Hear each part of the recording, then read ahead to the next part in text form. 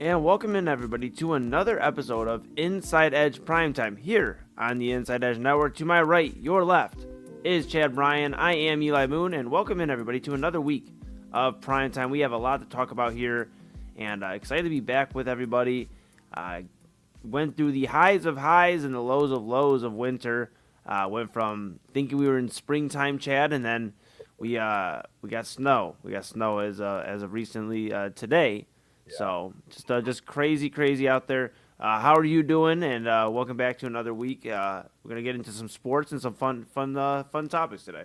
Yeah, yeah, that was cruel. To be honest with you, Yeah. well, I saw it coming. I knew it was going to happen. I saw the winter weather advisory that we had, and it snowed a little bit overnight. I woke up this morning and we had, I don't know, probably 4 or 5 inches of snow. I did Mondays are our trash days, and it seems like the most snow that we've gotten all winter has been on a Sunday night. So I always have to it's like I'm plowing my driveway with the trash can. I can't even, it doesn't even roll. It just drags through the snow. So I Yeah. guess that's good training. I don't Yeah. know. I was happy to see the snow gone. We had just gotten our driveway completely clear for the first time since, I don't know, sometime in January, and now it's covered again. I don't know. It's going to warm up pretty soon, though. I think we're going to be in the 40s and 50s soon, so not so bad. But I guess for a really long answer, I'm good. How are you? I'm good. I'm good. Yeah, I keeping an eye on Friday. At the album release show, I'm keeping an eye on that. I think it says it's gonna be like a high of 42 or 44. I think last time I checked, with the sun shining. So Not so I bad. I will take that. I will take that. So, but yeah, doing good, doing good. Just enjoyed the weekend, enjoyed watching the Cavs despite the loss, and we'll talk about them a little bit later on. And then I just enjoyed watching the conclusion of the Olympics. Yeah. And I think that was cool to see. Just to see everything transpire. We talked about the Olympics and the interest from different generations, and I think if anything, these hockey games over the weekend definitely drew the interest of a lot of people across not only the United States but across the world. And I think that was something pretty cool. Yeah, I think that's where we would dive in at is these two hockey games, Chad. The women's on Thursday, and then you had the men's on Sunday. Basically, the last game, pretty much one of the last events of the games. And so I thought it was pretty interesting, though. You have basically the same score, 2-1 in overtime, and then just I guess two big games. I guess where do you want to start? Yeah. Let's start with Bozo Land, because I feel like that's what Yeah. today is right now. I'm having so many no. Let's not start in Bozo Land. Let's start with the women's. The women's happened first. Yep. You listen to almost identical endings, right? I mean, not identical endings. They look different, but overtime, right? Sudden death overtime, Yep. gold winners, not just goals, but gold winning Yep. goals. Megan Keller for the women and Jack Hughes for the men. I thought both teams had their moments. Both teams have their stories. But man, the men, bringing out Johnny Gaudreau's kids on the ice, that was pretty emotional, man. Like, even if you may not be the biggest hockey fan, but you know that story, and I that was just a really cool moment to see his kids out there with, I'm sure what feels like, to their family, their extended family, right? Um, that was pretty cool to see. It was good to see the women have their moment. Good to see the men have theirs. Man, double golds in hockey. I don't know if anybody really expected that, Eli. That seems like a little bit of I mean, not an upset, but there's an upset, right? Both ways, I think. Yeah. With the Maybe not women.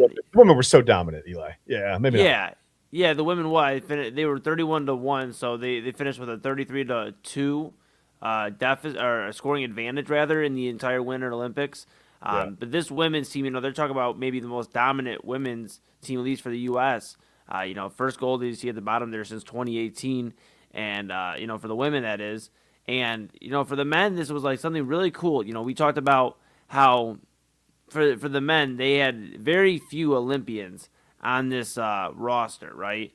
On this roster, they maybe had 2 to 3 guys that had Olympic experience, but they had NHL stars: Zach Werenski, Austin Matthews, Jack Eichel. You look at some of these guys, Jack Hughes. You look at some of these guys that really like stepped up in NHL play, that are stars in the NHL, and then they kind of step into this different, more of a finesse style game. There's not as much physicality, it's more skill, finesse.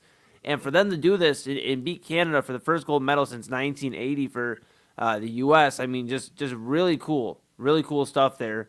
Um, and we were talking yesterday at main event if this will be remembered. I said for the sake of marketing, I don't know if it'll be remembered because it seems like the Olympics do a poor job of marketing, especially the Winter Olympics. You know, that's why we were having a discussion if basketball should be in the Winter Olympics or as opposed to the Summer Olympics if they can handle that. Um, I don't know. I think this can be remembered, but for one thing's for sure, it was a very awesome moment to see that the U.S. obviously not only getting one but both and sweeping the Canadians for hockey. Doesn't happen very often. Doesn't happen very often. Right. Yeah, first gold since 1980 is crazy. When you think about how long that is, I mean, that's basically my entire life. I mean, I was born in 1979, so um, yeah, contrary to popular belief, I do not remember the 1980 gold medal in hockey. So I was alive, but not quite old enough to remember it. But yeah, just crazy accomplishment both for both teams, both squads. Like I said, the women were just a little more dominant in getting there. Doesn't make it any different that the men won gold or anything. Just, I guess, super happy to see it. Really. And then we did you want to? I guess we can go medal count. We can talk about the medal. Let's do the medal count. Yes, We're talking about the absolutely. Olympics. Norway, we saw. They were pretty dominant from the beginning. I mean, they got off to the huge lead. I'm sorry, that's huge. The huge lead right away, Yep. and they never really relinquished that. They finished with 41 overall medals. Almost said golds. 41 overall medals and 18 total golds. It just feels like there's so few medals at the Winter Olympics compared to the summer. Sometimes the medal counts are just it feels like it can't be over, right? I mean, it's not enough. Yeah. It's not enough medals, but there you see the U.S. finishing second overall, and Italy, the host country, finishing third. You see the numbers there. USA 33 total medals and 12 golds, and Italy with 30 and 10. So I don't know. Looking back, I mean, I would say that the two hockey golds were probably, I don't know. They at least received some of the top billing. But man, Alyssa Liu, I don't know if you got much of a chance to watch her skate at all. Um, Eli, I thought I was super impressed, man, and just her honestly her whole attitude. I noticed something in my baseball career as I got a little bit older. Uh, when I just kind of stopped caring about the results so much, or what people thought, or if I lost the game on the mound or whatever, when I stopped kind of caring about that stuff and just started playing for the fun of baseball, I feel like things just went a lot better for me. The game was more fun. I didn't feel, you always get those little butterflies in your stomach before you play, and that's healthy to a certain extent, right?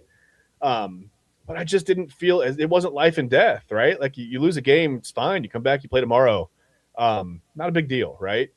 The Olympics are a little more, I think, um, heavy than that, a little heavier than that. But man, Alyssa Liu, just like the attitude that she went on the ice with, I was super impressed, man. Um, I love just the confidence in herself and just the air of like, hey, this really doesn't matter because like the fact that I even get to do this at all is a blessing, right? It's a Yeah. plus. I mean, if I finish 18th in the world, whatever, 30th in the world, dead last at the Olympics, I'm still 30th in the world or whatever. I don't know how many contestants there were in each event. It doesn't matter. She won gold, right? It doesn't matter how many there were. She won gold. She was the Yeah. absolute best. And I mean, she just was so smooth on the ice. Like I told my wife we were watching it with my daughter, and I was like, man, I don't know a ton about ice skating. I clearly can't do it. I don't know anything about figure skating really at all. Um, but you could just see that she moved different on the ice. You could see her lack of nerves and her lack of anxiety about the whole situation. I mean, she just looked like she was there to have fun, and she blew it out of the water, man. It was amazing to watch. I just thought that was really cool. That Yeah. if you could bottle that, study it, bottle it, and give it to other athletes. You know what I mean? Just that clutch gene, that Yeah. ability to shut all the nerves off, or whatever it is, whatever that is that she has, that she's clearly really, really good at pulling from inside. I thought that was amazing, man. Yeah, you look at that, the Alyssa Liu story. You look at, just different stories. Like so much happened in this 2.5 week like little run here. Lindsey Vonn trying to make an effort for what is probably her last Olympics. Right. You look at Ilya Malinin, who was expected to really just take over these Olympic games, and it didn't happen that way. By a very powerful performance to end the games. You look at all these different stories, the men's, the women's hockey teams for the U.S. Just crazy to watch how many stories transpire. And I think that's why we had a conversation on this show when the Olympics started about if the Olympics do a better job marketing, I feel like they could get a lot more buzz. And like the buzz was there. I mean, obviously, and by the end of it, I think people were definitely wanting more. And I think that's typically how it goes. I think people start catching after the first half week to week. It's like, wow, okay, we have sports on all day. Like, okay, it may not be like your typical football or basketball or whatever on all day, but you're watching some type of sport all day. And I think it was just cool to see the different stories. Yeah, just I don't know. I think with some more marketing, I think they could definitely make it more intriguing for like my generation, generations after, because there are stories to be seen. Like I said, Lindsey Vonn, I mean, her like the heart of a warrior going out there and doing that. Same with the heart of a champion with the hockey teams, and yeah, just impressive stories, Chad. Very very cool to see. Not shocking that the U.S. did well in the Winter Olympics. We talked about how they may not win it in terms of the medal count, but they do pretty well. And pretty cool to see Italy. Italy obviously the home country, but pretty cool to see them doing pretty well in all of this. And obviously I'm sure the Olympics are like cool. The home country did well. That's Yeah. that's good as well. So Yeah, you always want to put on all a good show when you host the Olympics, right? yeah, so all around pretty good. I guess we'll wait a few years and we'll be back in Olympic action. We'll be here on the Inside Edge Network breaking down the Summer Olympics and Yeah. basketball. It Not will on stay this in the episode, though. Yeah, not on this episode. We're not on that long. Yeah, don't worry. It's yeah, not. yeah. No, yeah, just an hour tonight. That's all you get us for, unfortunately, ladies and gents. But I That's will what tell you this. We'll be talking basketball at that time. It's still a summer Olympic sport. We'll be talking about track and field. We'll be talking about a bunch of stuff at that time. And I don't know. I'm more of a summer Olympic guy, Chad. I'm not gonna lie to you. I get into the spirit. The 100-meter dash and like the basketball game randomly in the middle of the afternoon between Lithuania and freaking I don't know. Just name another country. I mean, besides the U.S. But I mean, just so cool. Just so cool. I think it's gonna be an awesome time, and that'll be 2028. And I believe it's in L.A. I believe, right? It's Yes. yep. So Yep. gonna be So cool. that'll be good to see. This the Summer Olympics are when I become an expert in things like gymnastics. I can start to give out, even though I've never, not once have I. I mean, other than like chasing my kids around at like a gymnastics class, I've never once set foot on a Yeah. gymnastics floor. That's never happened. But I will begin to tell you about like what you need to do for your vault takeoff and things like that. That's what I Yeah. love about the Olympics. I know there's so many videos online, and it's 100% true. I turn on some event that I've never seen, like skimo. Right, I talked about skimo the other day. Yeah. You turn it on, you watch like, what is this? And I mean, not even like a full, like not even 10 minutes later, before the next commercial break, I'm going, come on, you got to change the skis faster. Get the strip off the bottom. What are you doing? Like, let's go. Get the skis on your back. Well, Let's you're go. just Yeah. you're a fast learner. You're a fast learner, bro. Yeah. And all of a sudden, I'm a skimo coach. And that's what Yeah. happens. I've got an ad on Craigslist right now looking for my first client. I am actively training skimo contestants. So, Well, we talked about these Olympics and about how you obviously have a chance to not necessarily be the oldest competitor, but you can be one of the oldest competitors in Olympics history. So think yeah. about that. Maybe skimo, 4 years, Salt Lake City. Or no, Maybe. Salt Lake City's in 2034. So I mean, Yeah. even more time, even more time. Yeah. I've got 4 years. I've got, is it 2034? Or 2032. My apologies. Wait, Wait, no, 2034. Yeah. I'm confused. Yeah, so there's an Olympic before, I believe. Give me 1 second. Let me double check here. We got to make sure this It would is. have to be 2030 or 2034 for Salt Lake City, right? I think it's 2034 for Salt Lake City. Let me see Okay. who's 2030. So maybe French I Alps. The French Alps. Okay. And I should have known that because I've got Riziki video. brought it. That tells you. Riziki said that yesterday at main event, and I from Sunday to Monday went. Whew. But yeah, Oh. French Alps and then Salt Lake City in 2034. So if you want to do the Salt Lake City one, you have 8 years, but the next one will be in the French Alps. So More importantly, Rob Rosicki, if you're watching, Eli just admitted he doesn't listen to you on the main at event. times, at times, All right. at times. No. But yeah, very very good stuff. Any final thoughts on the Olympics on the final 2.5 weeks of these games here, Chad? I'm a little sad that it's over. It seems to go so fast every year. Well, not every year because that doesn't happen every year. Maybe that's why it feels like it goes so fast. But it's just when the Olympics are on, it's like the opening ceremonies, and I said this on the Sunday Sports Show. Every year I'm always like, okay, I'm gonna watch like a little bit of every kind of different event. I'm gonna watch everything. I'm gonna catch something live. Anything that's on live, I'm gonna catch it at some point, right?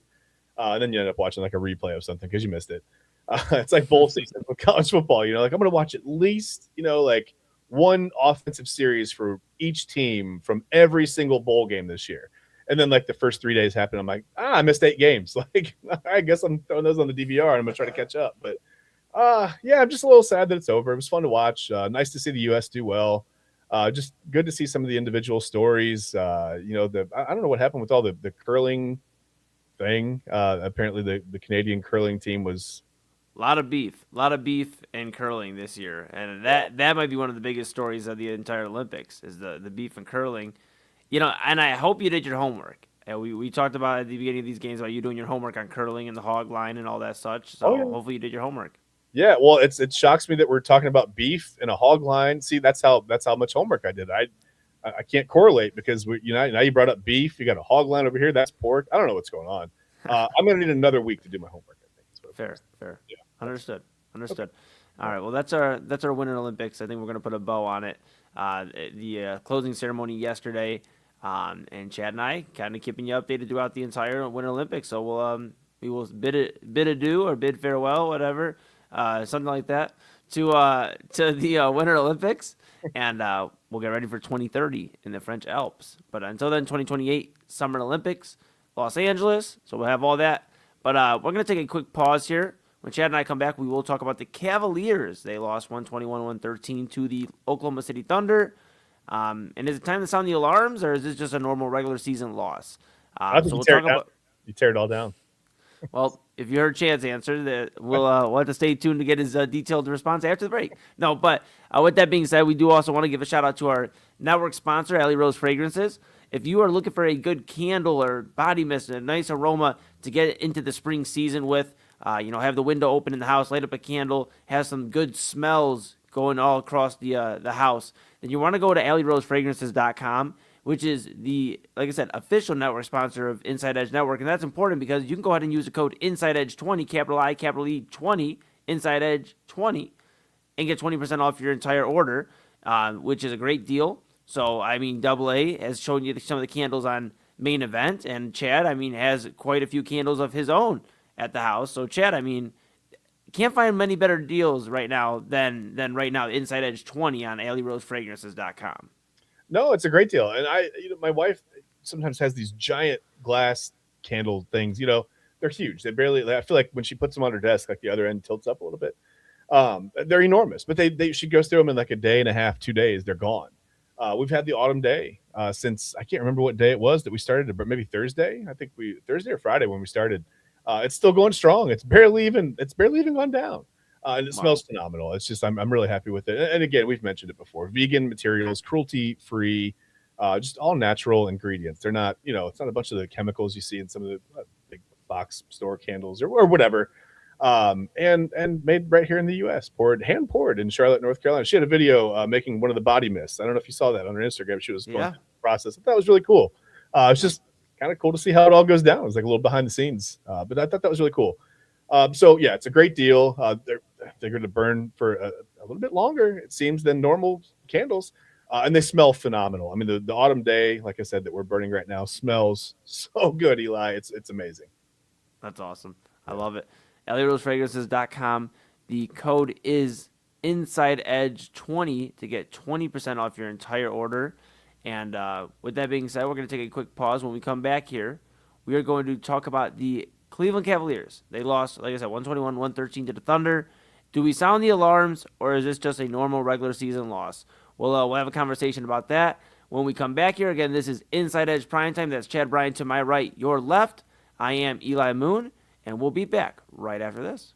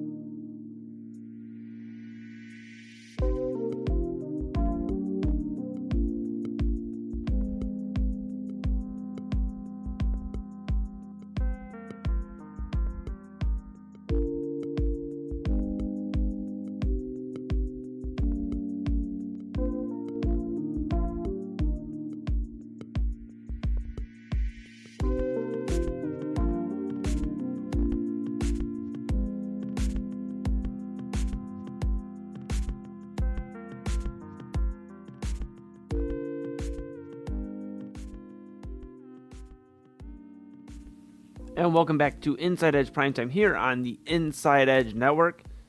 Chad Bryan to my right, your left. I am Eli Moon, and we are back here getting all into the sports stories of the weekend and the past week or so that may have brushed under the rug. Something that didn't brush under the rug was the Cleveland Cavaliers, Chad. They are not undefeated anymore in the James Harden era. They lost 121-113 to the Oklahoma City Thunder yesterday in the afternoon. A road loss.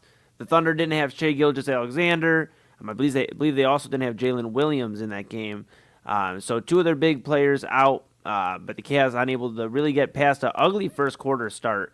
My question to you is, and we talked a little bit about this on Main Event yesterday, I mean, like, how big of a deal is this Cavaliers loss? Like, what do you make of the loss to the Thunder the other night, or I guess last night, that is? Yeah, Williams actually played. He only played about 17 minutes. He had 10 points, but he was limited. Whatever. I mean, like I said, tear it up. Like, just see you later. Break them down, tear them up, sell off the team, move the team out of the city. They lost the game. It's over. No, I'm kidding. Obviously not a big deal. I mean, it was a weird game. Nobody really, like statistically, I think the game high was like 22 points. And it's funny as you look at down the box score for the Cavs, it's almost like a weird video game simulation. It was like 20, 20, 20, 15, 11, 11. It was like, it was weird. But yeah, no one really stood out to me. I didn't watch a lot of the game, to be honest with you. Very busy on Sunday. I caught some highlights of it. I caught some, enough looks just on DVR to kind of see that they got off to a terrible start. And really fought their way back. I mean, I don't know what to make of you know some stars being out or limited for the Thunder. I mean, obviously the Cavs, some people out as well. Just we've got Max Strus out right now, but I don't know. Just trying to figure out what the playoff rotation is going to look like, and I think trying to figure out the best combination of people on the floor and how to run, the second team out there and who, whatever.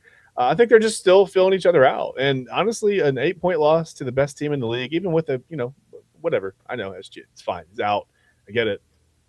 I don't think it's time to really panic or worry about anything. I think it's just I saw a lot of people upset. I mean, a lot of people, Eli, were like, "Oh, Yeah, this team still has huge problems," and I mean, they do have some issues, but I think every team has issues. I don't know that there. I mean, there's no perfect team. I mean, let me check the Thunder. What's the Thunder's record? Nope, they're not 58-0. Like they're not perfect, right? Like every team has some warts right now. To be honest with yeah, you, every team has some and things to work out. and OKC is known to be a tough place to play in. First off, they got out to a real rough start. That first quarter was real ugly for the Cavs. I mean, and they weren't able to recover from there. I mean, that they were outscored 40-25 that first quarter. I mean, but they did have some positives. They the middle two quarters they were able to really outscore the Thunder by 6 and 7 respectively, or I'm sorry, by 6 points I believe in both quarters. But Mhm. regardless, able to cut the gap back to make it manageable. It just was that first quarter, and like I said, in a tough place, a tough environment to play in. I don't think this was a sound the alarms. Everybody's making of the Jared Allen 11 points, 13 rebounds that he didn't have a big enough game. And I said it yesterday at main event. In order for the Cavs to win a championship, they're going to need Jared Allen to have the games that he had during this stretch, this winning streak, Yeah. where the ball is in his hands early and often. First quarter, Jared Allen's touching the ball 4 or 5 times. He's getting 5, 6 shots up. However it adds up, you are getting the ball in his hands, and he is going to get 10, 12 quick points. And now the Cavs are in motion. But when he doesn't get the ball, and Evan Mobley obviously getting back acclimated to the lineup, Yeah. he had 11 shots yesterday. One for four on 3-pointers. Obviously not what you want to see, but obviously taking away some shots from Jared Allen. And I'm not saying take away Evan Mobley, his offensive game, but I think the focus right now out of the two big men should be Jared Allen, because we've seen what he can do and what the Cavs look like when he's rolling. And I think that was just the biggest eye opener is, okay, Jared Allen can still be efficient, but we need him to be more than just efficient to go further. And that was one of the big things James Harden said in his first press conference, or post game interview rather, after they won the first game that he was here for. He said, hey, I want to help Jared Allen. I want to help Evan Mobley. And I think, you saw that very early with Jared Allen. And I think yesterday we felt not only falling behind, but not getting Jared Allen involved like we had the last 4, 5, 6 games. I think Yeah. that hurt the Cavaliers yesterday. Yeah. Harden has kind of a way of when he goes to a place, it's like the front court's numbers go up, right? But it's the court vision, the passing. It's just like knowing when to get a guy the ball and where. Some of those things that I think are a little bit just maybe underrated in basketball, especially the NBA. Passing angles and things. And am I crazy? Don't answer that yet. Uh, the answer might be yes, but maybe I'm wrong. Maybe I'm wrong on this. I'll go another route. I could be wrong, but I feel like the Cavs have, and this is weird, it doesn't make any sense, but I feel like they've gotten better at the free throw line since James Harden came here. I don't understand that. We'd have to look it up. I don't know, but it just feels like every night I look and they've shot like 86%, 87, or as a team, all of a sudden, they're really, really good from the free throw line. I could be wrong. It could just be, maybe I'm whatever. It could just be something that I'm seeing. But in this one, I mean, yeah, I mean, they didn't get a ton of free throws, but I guess that happens when you go on the road in the NBA sometimes. Yeah. I'm not saying that I hitting was the reason for the loss, but Yeah, I will say the one thing though, I am encouraged by Sam Merrill. He had another pretty big game. Off the bench for the Cavaliers, 20 points. He had 6 threes made, 6 of 10. I think we talked about getting Max Strus back, who they're monitoring. I think they said he's day to day or week to week at this point. So yeah, I mean he's closer than closer than what he was at the beginning of the season. And I think it'll be interesting to see when he comes back, having Sam Merrill, having these 3-point shooters, being able to stretch out the floor. Jalen Tyson, I mean, not, to be looked at, as a weakness at the 3-point line, because he can knock down a few as well. Mhm. So I think the Cavaliers are in a spot where they really figured out more about this game, and it's not the sound the alarms. It's okay. We just know we gotta emphasize getting Jared Allen involved. We know when we get Strus back healthy, we're gonna have another 3-point option, and we're gonna be able to stretch out the perimeter, because that's what it's gonna come down to, is respecting the paint with somebody like Jared Allen, so that Merrill, Strus when he's back, Tyson, obviously Donovan and James Harden, obviously having those guys available to knock down perimeter shots, Yeah. but they're going to have more of a look when the paint's taken up by Jared Allen, by Evan Mobley, whatever have you. Yeah. Especially if you can keep getting 60% efforts from 3-point line out of Sam Merrill.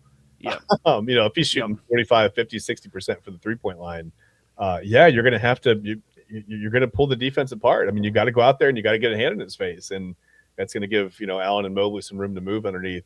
But yeah, I don't think, like I said, I just don't think it's that big of a deal. I mean, basketball is a weird game. It's a game of runs anyway. And it didn't really surprise me to see the Cavs come back after the rough first quarter. But yeah, getting down 15 that early, man. I mean, it's really tough to come back from, even though it does tend to be a game of runs. And sometimes you have those games in basketball where you just never really get into the flow of your offense, and you're, like a half a step behind on defense. And it happens, man. Your legs aren't under you for whatever reason. Not to make excuses for the Cavs, but it happens sometimes. I mean, it's no reason to panic. Yeah, no reason at all. And they do have a interesting stretch coming up. They have Milwaukee. They'll be on the road in Milwaukee. Against New York. They're at home against New York tomorrow. Then Wednesday, they're in Milwaukee. Then they're in Detroit Friday, and then they're at Brooklyn on Sunday. So two interesting opponents with the Knicks and the Pistons, especially, and two obviously Eastern Conference playoff teams. Yeah. And the Pistons playing really good ball right now. Have that backbone. You talk about the Cavaliers and having the physicality. Are needing the physicality. The Pistons have that with Jalen Duren, Isaiah Stewart. They have that physicality. The Knicks, they've proven before that they can stop the Cavs, at least on the glass. Mitchell Robinson, last time I checked, still plays for the New York Knicks. Cats had a better rebounding year. They just picked up Jeremy Sochan. We talked about that, picking up Jeremy Sochan from the Spurs. So it's going to be interesting. I think those are going to be two very intriguing games for the Cavaliers, and it'll kind of be more of a measuring stick. Because besides that, the Cavs, per Tankathon, had the 5th easiest schedule coming out of the All-Star break. So these are going to be some of the last few games we're going to see true measuring stick games. And then after that, the Cavaliers just got to take care of business and see how far they can get up in the rankings and in the standings to position themselves for the playoffs. Yeah, and it's funny sometimes what being a fan does, because I caught myself when Harden came over here. I thought, okay, well now we have a reason to watch the regular season. It's like these games, and now that they lost, I'm like, well, the regular season games aren't going to. I'm thinking in my mind, they're not going to look anything like the playoff games anyway. The rotation is going to be. It's just so funny how quickly you can you have that knee jerk reaction as a fan, or you can talk yourself into or out of anything. But no, I agree. I think I was going to say, well, I don't know if the regular season can even really compare to the playoffs, but then I realized that's kind of a loser mentality, because the Cavs finally just lost their first game with Harden. So no, yeah, you're right. This can be a measuring stick. You can take a look at this and see how the Cavs match up against the Knicks and how they match up against the Pistons, and a little premature to see how they match up against the Thunder. I mean, that would be an NBA Finals matchup. So it's again maybe a little premature to really talk about that right now. But no, I think that's fair. I was gonna go against you there, but I thought, no, that's kind of a loser mentality. It is fair. It's fair to see. You can look and see how they match up and how that playoff series might look. I mean, both those teams have been playing good ball, and don't forget that the Cavs also beat Denver, earlier on in this James Harden experiment and this era run right now with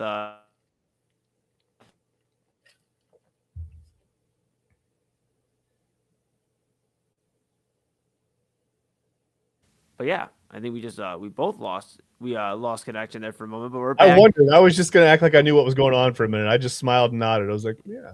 They were like, "All right, you're talking too much Cavaliers," but no. So we'll keep an eye on that. Obviously, Cavaliers, like I said, back in action tomorrow night. They are taking on the New York Knicks. They are in Cleveland. 7:30 is the game.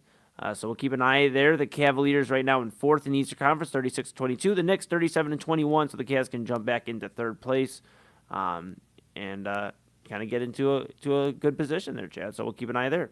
At the Q Rocket Mortgage Field Gunhouse Center. Oh yeah, you got it. You got it. It's something like that. Spot on. All right. So with that being said, we're gonna take a quick pause here. When we come back, we are gonna talk about a few things before we put a bow on this Monday edition of Primetime. We're gonna talk about boxing. Floyd Mayweather continues to take up all the news in boxing as he's fighting Mike Tyson. Now he announces that he's gonna be fighting Manny Pacquiao again on Netflix. And Chad, we were trying to figure out earlier on why there wasn't so much excitement when I told you about this news. And so we're going to talk about the sport of boxing, the sport of the state of combat sports, and why maybe there isn't so much excitement from some people in a Floyd Pacquiao fight or Floyd Mayweather coming out of retirement or just combat sports in general. So we're going to talk about that, and then we're going to talk about another coach rant. And we have been on a roll, so we're just going to go back. We're going to look back in like the Wayback Machine here, and we're going to take a look and see one of the coaches' rants. This is a pretty good one Chad found today, so we'll go into that. And, so much more here when we come back on Inside Edge Primetime here on the Inside Edge Network. Chad Bryan to my right, your left. I am Eli Moon, and we are back right after this.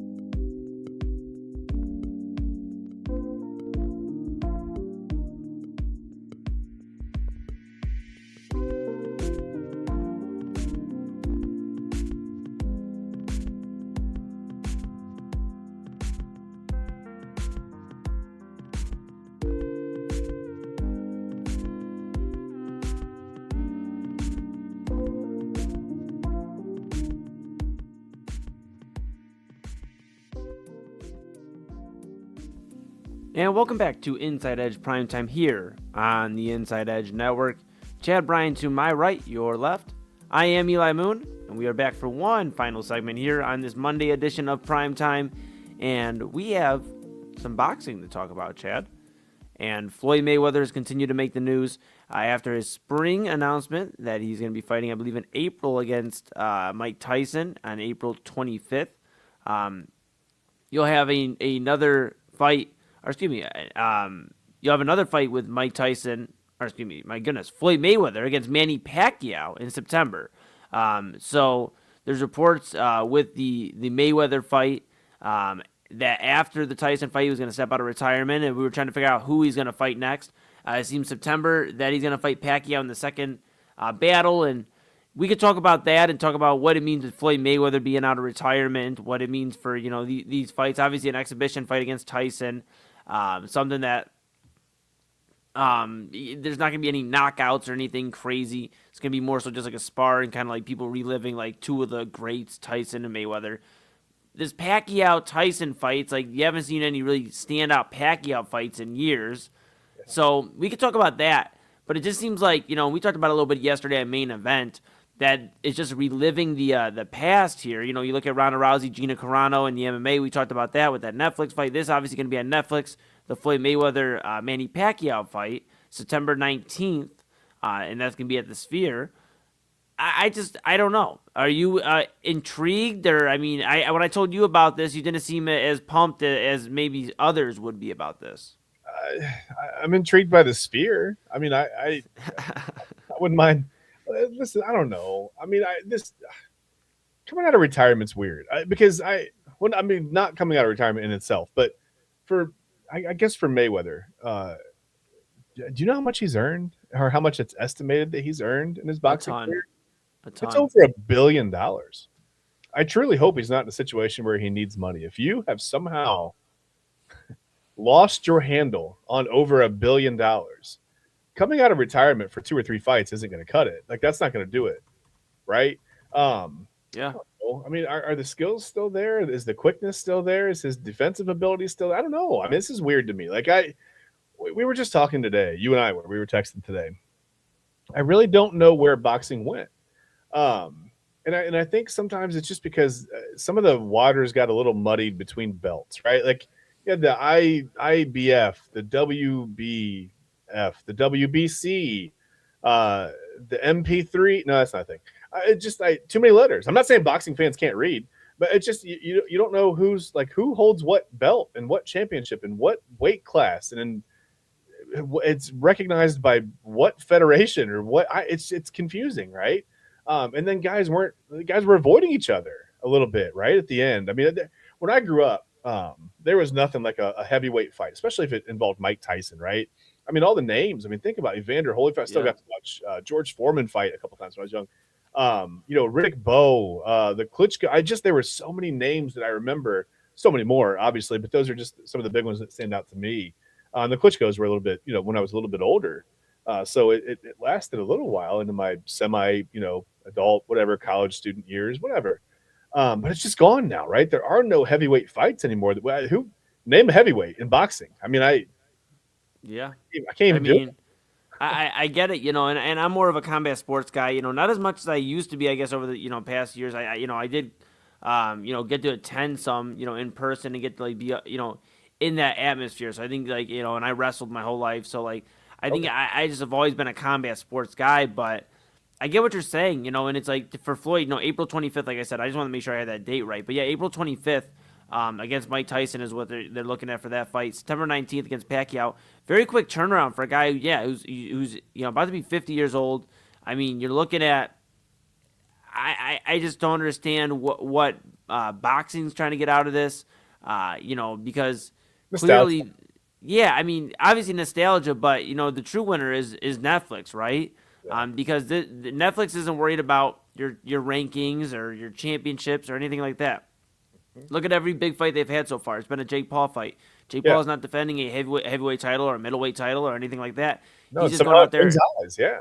Yeah, he's bringing eyes and he's bringing a buzz, and that's what they're looking for. So Netflix obviously a big winner in this, But as far as the boxing thing, I get it. It is hard to keep track at times, and then you have to pay the fees, obviously, to keep your belt. You look at Bud Crawford, who eventually retired, but he ended up relinquishing one of the titles because, or they took it back, the commission, because he didn't pay his commission fees or to after he won the title.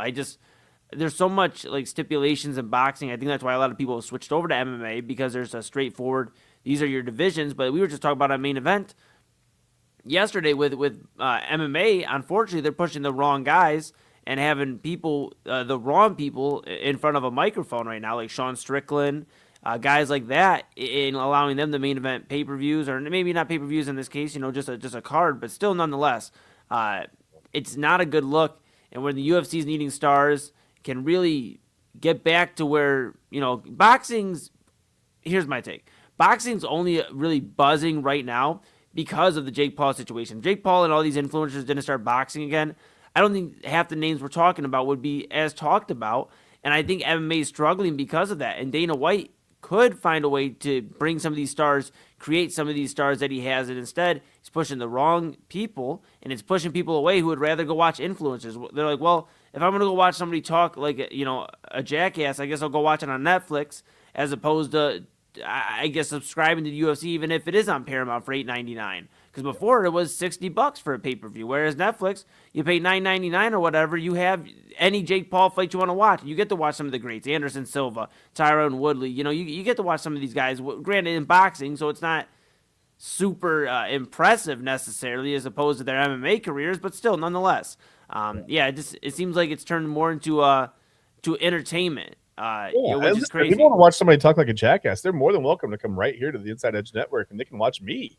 We can. It's whatever. No, I just I feel like, and I'm thinking about the we talked about no good heavyweights, right?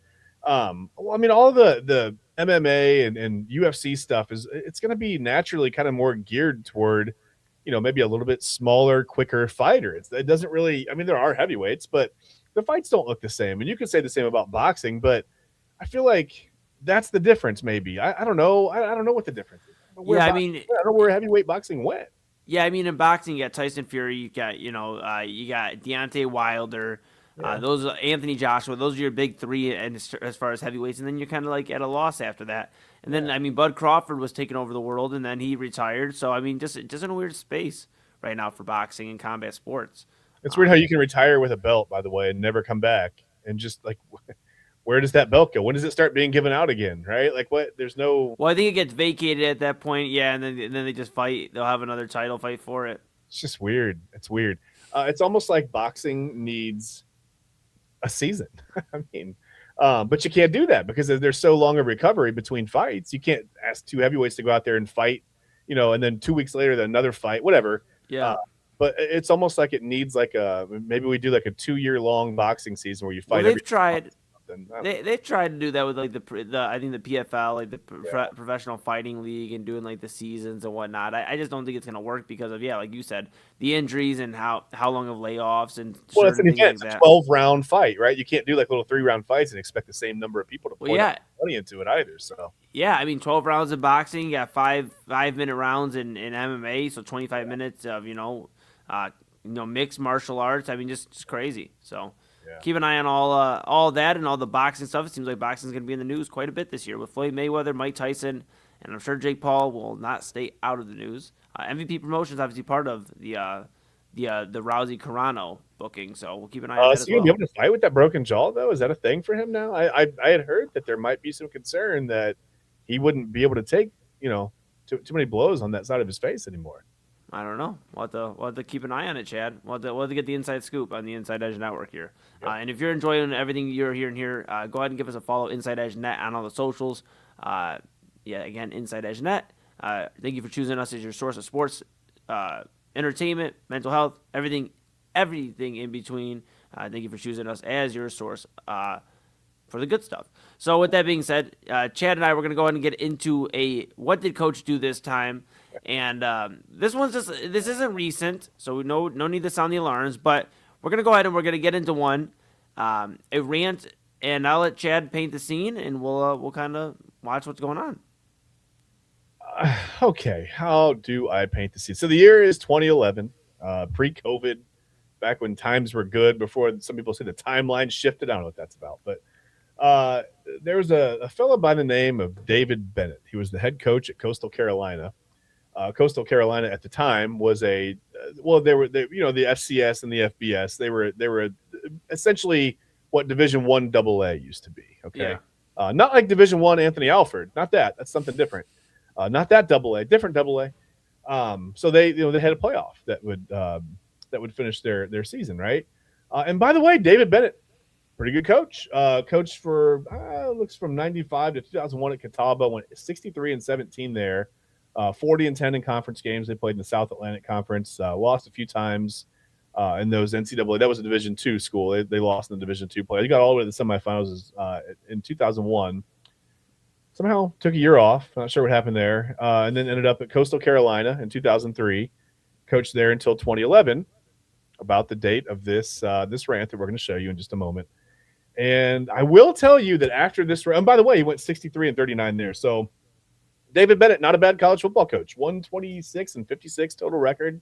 A few playoff appearances, lost in the first round a couple times with Coastal Carolina. Not a bad coaching career. Yeah. And I will tell you that shortly after this rant that we're about to play for you, he ended up as a high school coach and athletic director. So maybe he just decided at this point he needed a break from college football and all the cats and dogs. That'll make more sense in a minute. I still don't know what this is about, Eli, but just watch. Here it is. All right. Trying to get our two boys ready to carry them to golf tournament before practice, right? 12 cats live across the road. Our door's open. Screen's broke. We need to get a new screen door, but the screen's broke, so you can come in through the screen, but you can't get back out of it. I turn and look. There's a little kitty cat in our kitchen. So I said, "What are you doing in here, little kitty cat?" By that time, the cat turns, tries to get back out. That screen won't go that way. Cat starts going, meow, all crazy. And I told our players, we need more dogs. Bo's barking in the back. I have to go shut Bo up. Mel's like, "What's going on?" I said, "There's a cat in the house." "Cat in the house?" I said, "Yeah, there's a cat in the house." So I told our players, I tried to let it out the front door. Meow, meow, the cat's still going crazy in there. And I told our players, you need to be more like a dog. We don't need a bunch of cats in here. Meow, looking in the mirror. Do I look good? I got my extra bands on. I got my other shoes on. Be a dog. We don't need no meows. We don't need no cats. We need more dogs. All right. Need more All dogs? right. Need more dogs. Listen, I love dogs. I'm not much of a cat guy either. I'm allergic to cats. Cats are fine. I like cats. So I guess if you're going to ask me, I agree with David Bennett on this rant. We need more dogs. We need more dogs. We do. You got to get that screen door fixed. You can't have it go in and not out. You can't. That's a big thing. Eli, I don't know what the hell he was talking about. I have no idea. I can't even I guess he just wants clearly you just need a good screen door, and you need dogs in the house to stop the cats. Well, you got to go to your, I won't say a name because, we don't have, they're not a sponsor, but you got to go to your local home improvement store, right? Or call a guy. If you get that screen door fixed, Coach Bennett, maybe that's why he never went back to college. Maybe he just was like, I got to figure out how to fix this screen door. Fix the screen door, and he couldn't fix it. Longer on YouTube than he thought, you know what I mean? And at that point, it's like, well, I can't commit to being I'll just be a high school coach, and it's fine. That's like the opposite of like the Cleveland Browns pressers the last 3 years, 3 to 6 years. Crazy, just crazy. Yeah, we got to be better to impersonating cats and dogs. And what a world! Hey, listen, gotta have dogs. Gotta have more dogs. Gotta have the dogs. Gotta have the dogs. Fun times. All right, Chad. Let's get some final thoughts and put a bow on this Monday edition of Primetime. What are you thinking? What are your final thoughts for the peeps? Final thoughts, man. We don't need no meows. Need more dogs. I don't even know how to make that face.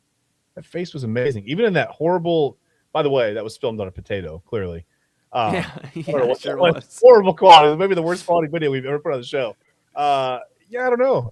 Just make sure your screen door works. Make sure it goes both ways. If you got a cat door, dog door, whatever it is, make sure the dog can get out as well as getting in.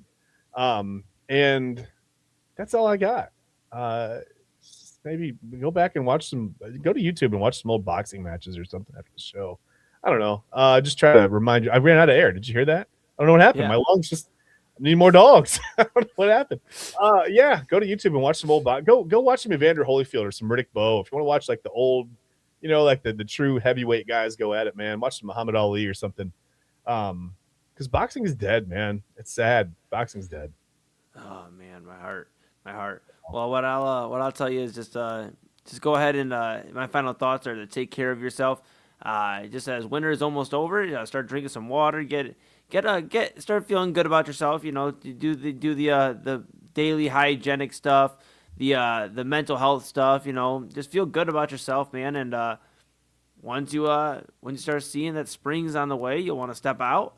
You'll want to start doing some cool stuff. And I think just reminding people to take care of themselves. I think people can get lost in doing the little things and taking care of yourself first and foremost. But you can't do anything unless you're taking care of yourself.